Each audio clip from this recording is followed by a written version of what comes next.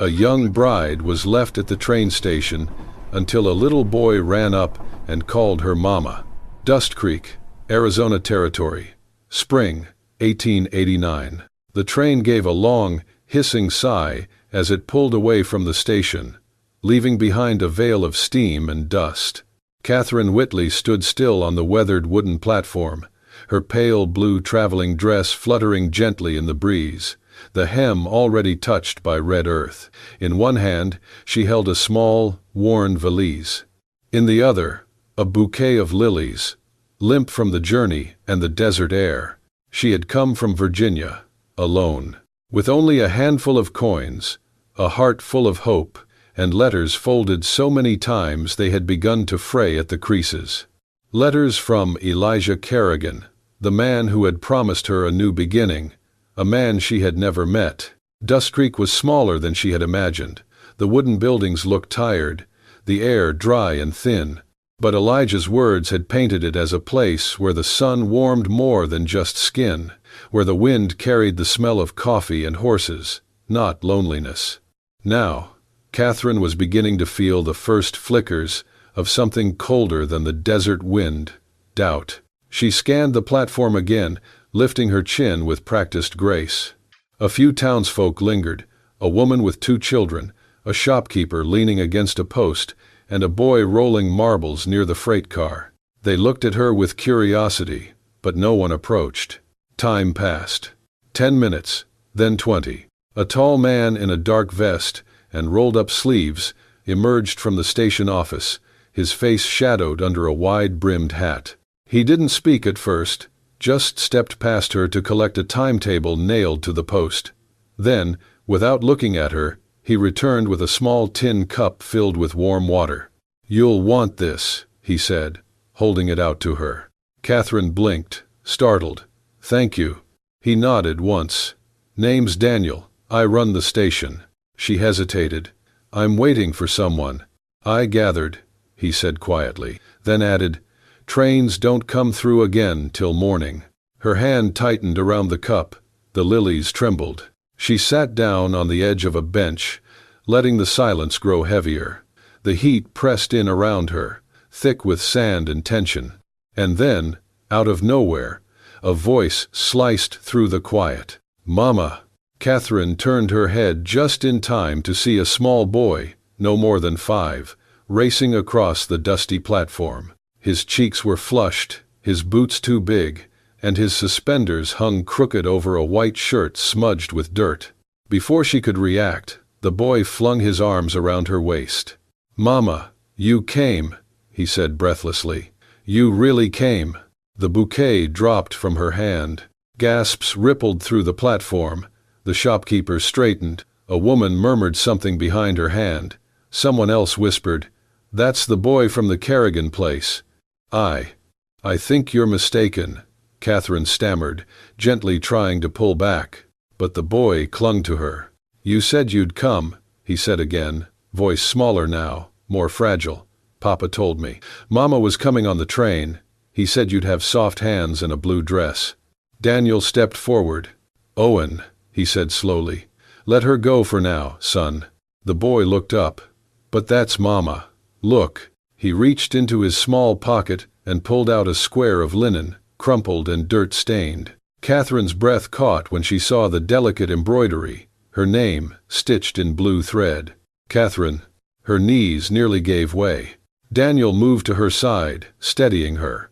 "Let's take this inside," he said quietly, placing a protective hand on Owen's shoulder. She nodded numbly. Inside the small office, the air was cooler. Daniel closed the door behind them. Owen sat on a bench, still looking at her with wide, innocent eyes. You were expecting me?" Catherine asked hesitantly. "Yes," Owen said. "Papa said you were going to be my new mama. He said you'd be kind, that you'd read stories, and kiss my forehead goodnight." Daniel exhaled slowly. He looked at Catherine, his voice low. "My brother must have written more letters than he told me." Dust Creek Station Office, late afternoon. Daniel sat stiffly behind his desk, arms crossed, eyes narrowed at the envelope. Catherine placed carefully in front of him.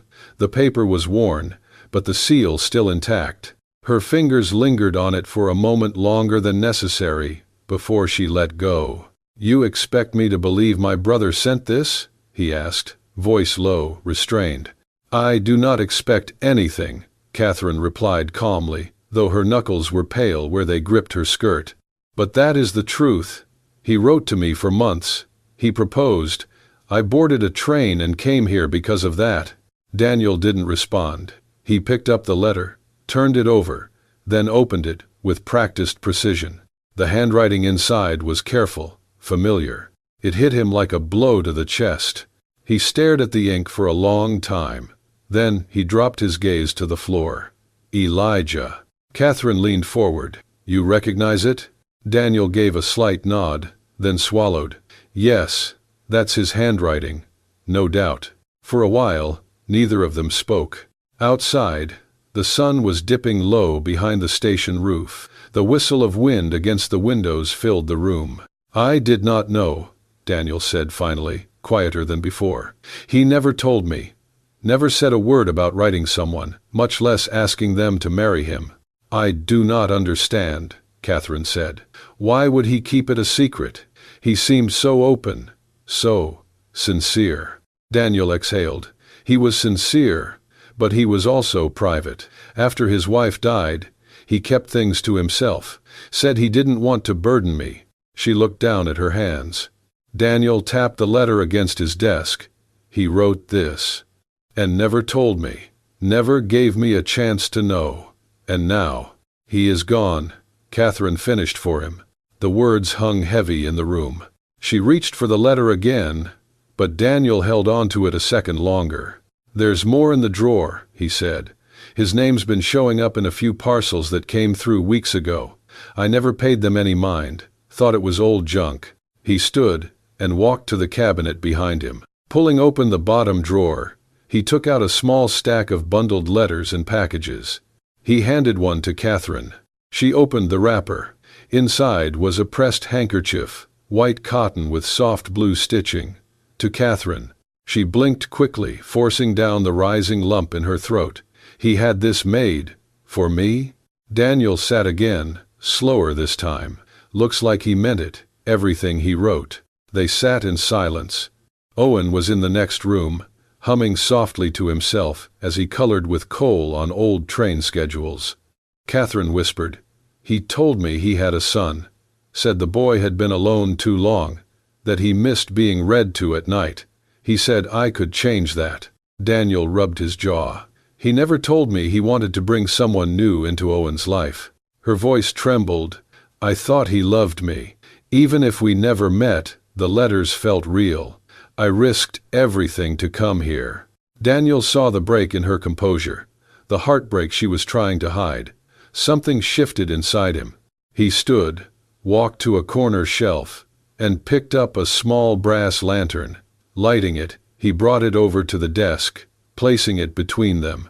"I do not know what Elijah was thinking," he said slowly, "but I know what I see." She looked at him, confused. He met her gaze. "I see a woman who came all this way with nothing but trust, who walked into the unknown for the chance to belong somewhere. That takes more courage than most men I know." She opened her mouth, then closed it again. Daniel looked away briefly, then back at her, softer now. "Whatever the truth is," he said, "I will not let you feel abandoned here. Not in this town, not in my station." She breathed out, finally, and for the first time since stepping off that train, Catherine Whitley felt something close to safety. 2 days later, Catherine stood at the edge of the train platform again, the same wind brushing her cheeks, but the fire of resolve in her heart had dimmed. Her valise was packed, the lilies were gone.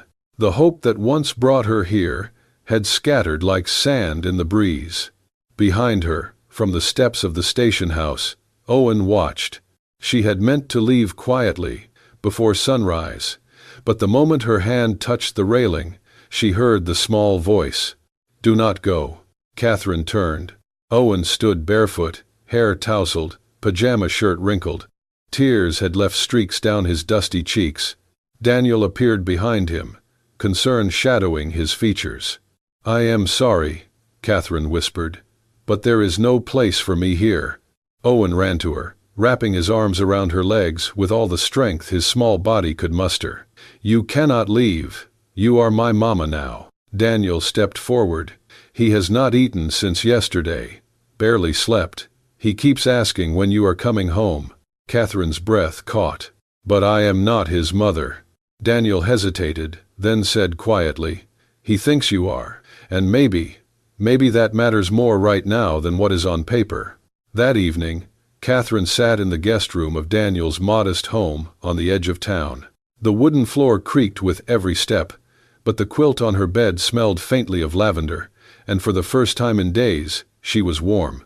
Owen had eaten half a bowl of soup and fallen asleep on a mat beside her door, clutching his gnarled bear. Daniel had scooped him up gently and carried him to his small room down the hall. Later, Catherine lit a lamp and began reading from the only book she brought, a collection of poetry, worn from years of rereading. She was halfway through a verse when she heard a soft shuffle outside her door. A tiny knock. "Yes?" she called. The door creaked open. Owen peeked in, his eyes heavy with sleep. He stepped inside, bear tucked under one arm. "Is something wrong?" she asked, setting the book aside. He walked slowly to her, stopped beside her chair, and looked up. "Can Mama hug me?" Catherine froze. For a moment, the only sound was the ticking of the old mantel clock in the hall. Her hand rose to her chest, her heart hammering behind her ribs. Standing just beyond the threshold was Daniel. He had come to check on Owen, but now stood motionless, witnessing something sacred.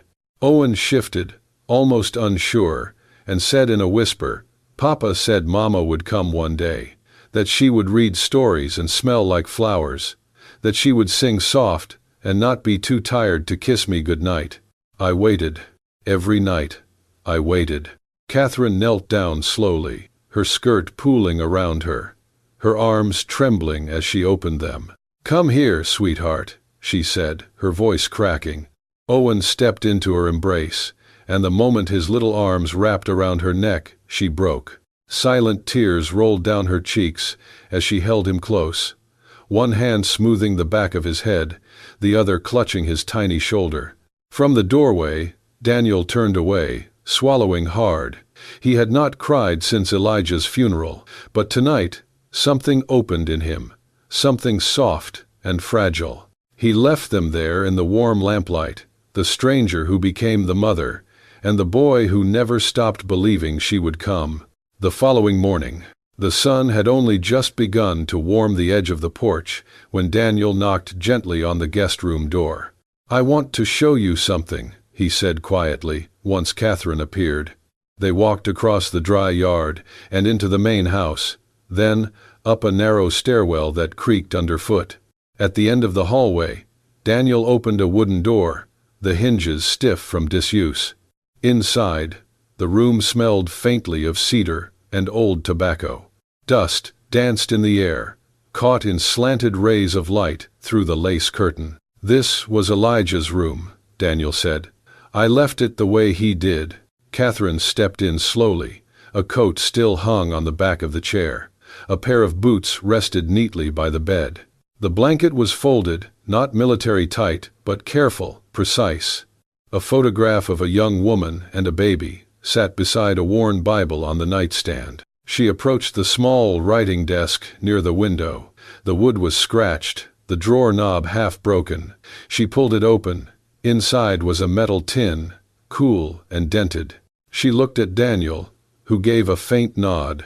She opened it.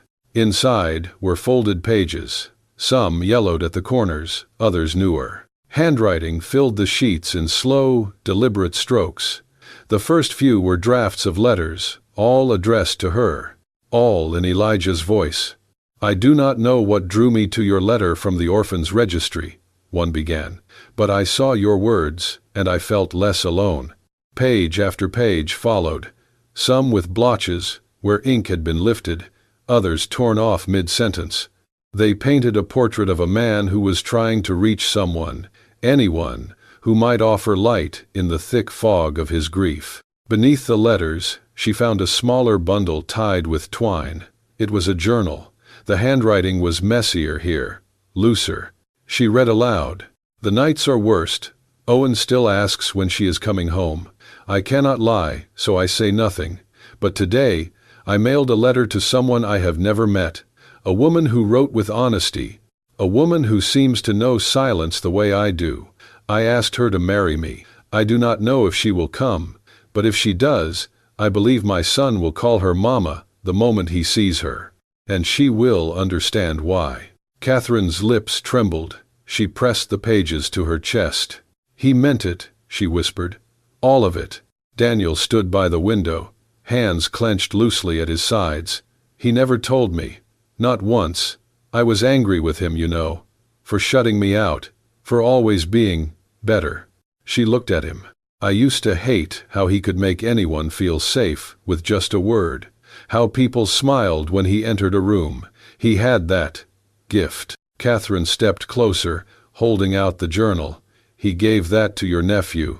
And he gave it to me, too." Daniel looked down, jaw tight. His voice cracked when he spoke. "I always thought I would be the one to take care of Owen if something happened, but Elijah made sure he would not be alone, even in death." There was silence for a moment, heavy but not cold. A knock came at the doorframe. Owen stood there, barefoot again, holding up a paper with 3 stick figures drawn in brown crayon. One tall, one medium, one small. "This is me," he said proudly. "This is Mama Catherine, and this is the station man." Daniel blinked. Catherine smiled softly. "The station man?" "Yeah," Owen said. "He keeps us safe, like Papa said he would." Daniel crouched, taking the paper. His voice was barely above a whisper. "Thank you, buddy." As Owen ran off, Catherine watched Daniel with new eyes. For the first time, she did not see only Elijah's brother, the man holding on to grief with both hands. She saw someone who had protected them both, quietly, without demand. Someone still standing, when others had fallen. Maybe, just maybe, she thought, there was still a place for love in this house. The morning after the rain, Catherine opened her door and paused. Sitting neatly on the porch just outside was a small basin of warm water, steam still rising gently from its surface, and next to it, a pair of dry, polished boots that looked almost her size. She stepped out slowly, glancing around. Daniel was already down by the fence, hammering a loose rail back into place. He did not look up. Later, as she laced the boots and joined him by the post, she asked, "How did you know I had no spare shoes?" Daniel smiled faintly, still focused on the nail. "You packed light. People who run don't carry extras." Catherine stared at him for a moment, then said softly, "I wasn't running." "I know," he said.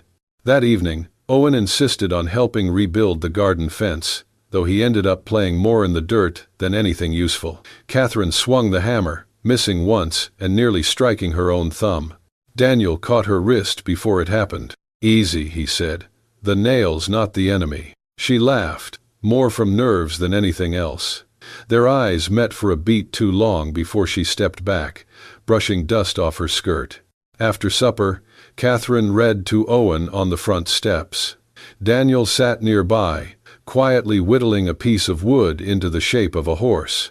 As Catherine's voice wove through the story, Owen drifted off, head resting on her shoulder. One night, Owen woke burning with fever. Catherine panicked, not knowing what to do. Daniel had already started preparing a cool compress. He carried the boy to the couch, sat with him through the night, murmuring calming words while Catherine hovered near. At some point, she fell asleep by the window, her head resting against the frame. When she woke at dawn, a blanket had been draped over her shoulders. A cup of warm tea sat beside her, with a small note in Daniel's handwriting. "He's sleeping. You can rest now." That morning, Catherine found herself watching Daniel longer than she should have, when he smiled at Owen, when he fixed the back door latch, even when he cursed under his breath while untangling the clothesline. She told herself it was wrong. "I'm in the house of the man who once asked me to be his wife, And now I'm looking at his brother like I shouldn't. Daniel, in turn, kept his distance. He chopped firewood like it was something personal. When she passed him the sugar at breakfast, their fingers brushed. Both flinched. Both pretended it never happened. She came for Elijah, he reminded himself. Not for me. I'm just what's left. One afternoon, Owen came running in with a drawing, 3 stick figures, smiling. "This is me," he announced, pointing. "This is Mama Catherine, and that's Uncle Daniel." Catherine asked gently, "Why does Uncle Daniel always stand next to me in the picture?" Owen looked up, thoughtful. "Because if Papa's gone, then someone's got to help Mama carry me when I'm tired. And you said Daniel's strong."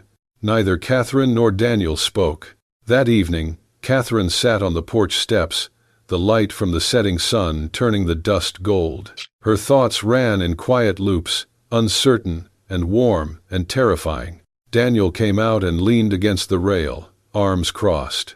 He looked like he might say something, then stopped. Finally, he said only, "Rain's coming tomorrow. If you need anything, just knock on the wall. I'll hear you." She smiled. "All right." He walked away into the growing dusk, and Catherine sat there long after, her heart thudding with something unnamed. The days grew quieter, though no one spoke of why. Catherine began waking earlier than usual, dressing quickly and taking her tea alone near the back steps. She lingered in the garden longer than needed, pulling weeds that had yet to sprout. Daniel, in turn, started claiming new chores, fixing the barn roof, clearing out the tool shed, mending saddle straps that no one used. He left before breakfast and returned after supper had grown cold, always with a polite nod and nothing more. They had become polite strangers again. During meals, they sat farther apart. Owen, once the bright center of their shared space, began to notice the quiet, the missing laughter. One evening, as Catherine washed the dishes and Daniel stood near the fire pretending to read, Owen looked up from his drawing. "Why don't Mama Catherine and Papa Daniel play together anymore?" The question froze the air. Catherine dropped the rag. Daniel lowered the book. "I liked when we all laughed," Owen said, blinking. "Now it's quiet. Too quiet." Catherine knelt beside him, brushing his hair back. "We're just all a little tired, sweetheart. That's all." But it wasn't tiredness. It was fear, and silence born from knowing too much, feeling too deeply. That night, after Owen had gone to sleep and the house settled into its nightly stillness, Catherine sat at the small desk in her room, a single candle flickering beside her.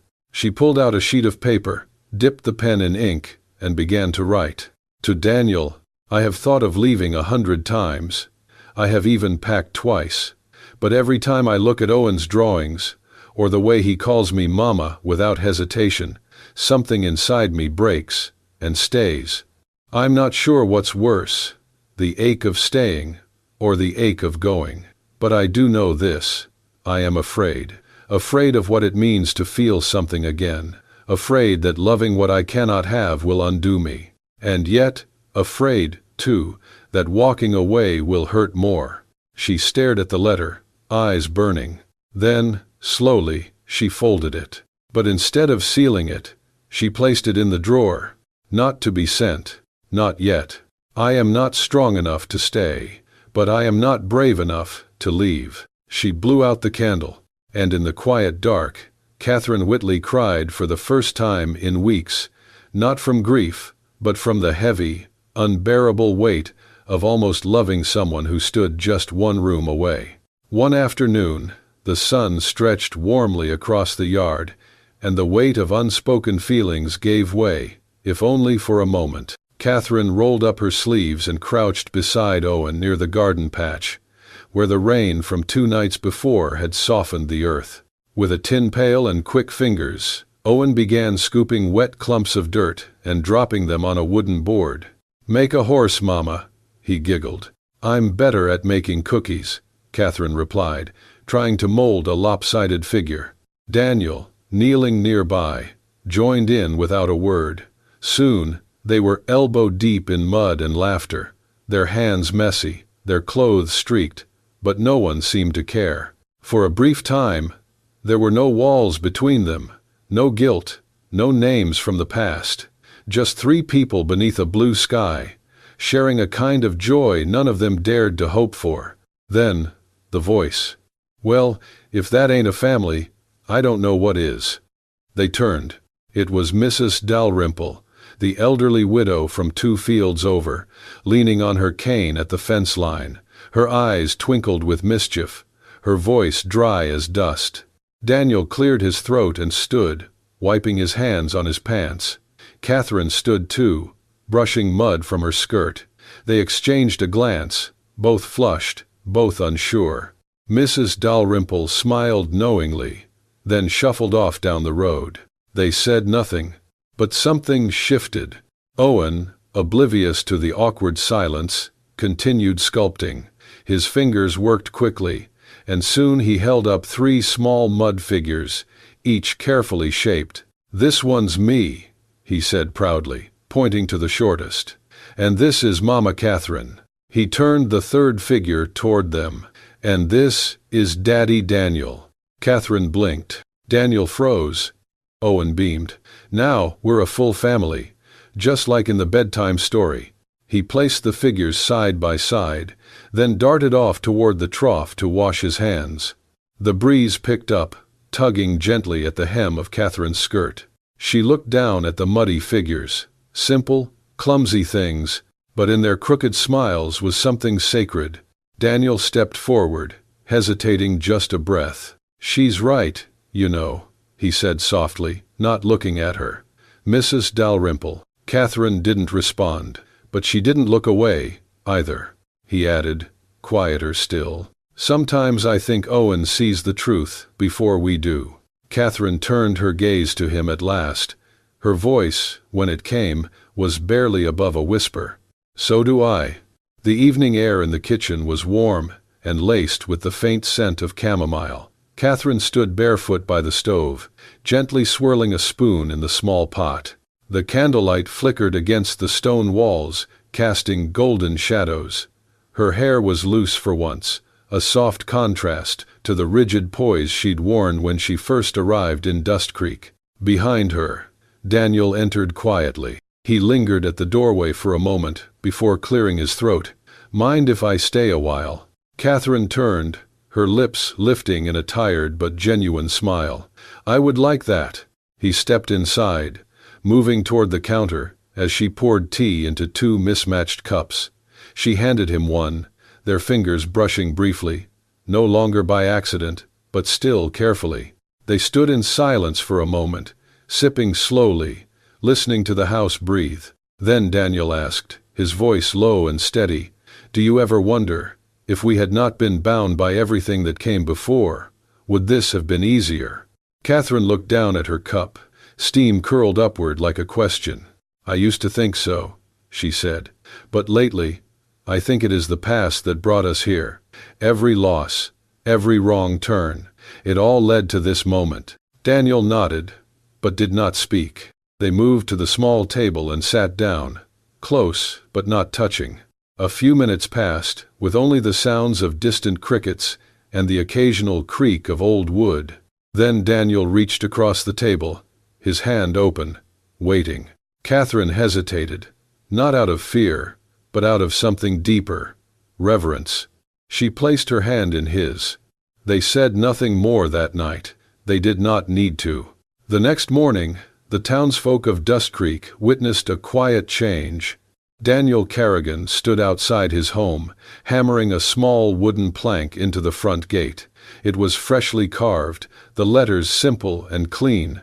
The Kerrigan family, Daniel, Catherine, and Owen. Beside him, Owen ran in small, excited circles through the grass, shouting something about breakfast and mud pies. His laughter echoed through the yard like a hymn. Catherine was at the well, sleeves rolled up, scrubbing vegetables in a basin. She hummed softly, occasionally glancing over at the boy with a smile that reached her eyes. Daniel, still holding the hammer, paused to take it all in. Later that day, he built a swing, a simple wooden seat, and 2 lengths of rope, tied carefully to the old sycamore near the fence. Owen insisted it go higher. Catherine said, "Not too high." Daniel compromised, with a gentle push that sent the boy soaring with joy. By midday, the yard smelled of stew and fresh bread. Catherine hung linens on the line while Daniel fixed the chicken coop. Owen dragged a red wagon full of sticks around like it was a treasure cart. To an outsider, it may have looked ordinary, but to the 3 of them, it was something extraordinary. It was home. That evening, as the sun dipped low behind the hills, painting the sky in streaks of rose and gold, Daniel stepped onto the porch with Catherine. Owen was already curled up on a blanket, his head resting on Catherine's lap, fast asleep. Daniel sat beside her, arms resting on his knees. "You ever think," he said softly, "how strange it is that a little boy knew what we didn't?" Catherine smiled down at Owen, brushing a curl from his forehead. "He always knew," she whispered. "He just waited for us to catch up." Daniel turned to her, eyes gentle. "You're not here because of Elijah anymore, or because of some old letter." "No," she said, looking at him, her voice firm and warm. "I'm here because this is where my heart is." They leaned into each other, not for warmth, but for belonging. Because family does not always begin in blood. Sometimes it begins in brokenness and becomes whole through love. And just like that, from the dust of heartbreak and the silence of loss, a new kind of family was born, not by blood, but by choice and by love. If this story touched your heart, if it made you believe again in second chances and the quiet magic of belonging, then don't forget to tap the like button and subscribe to Wild West Love Stories for more unforgettable tales of romance, resilience, and the timeless power of connection. Because out here on the frontier, bullets may miss, but hearts never do. Hit that bell icon so you never miss a love story that lingers. Until next time, where love defies time, distance, and dust.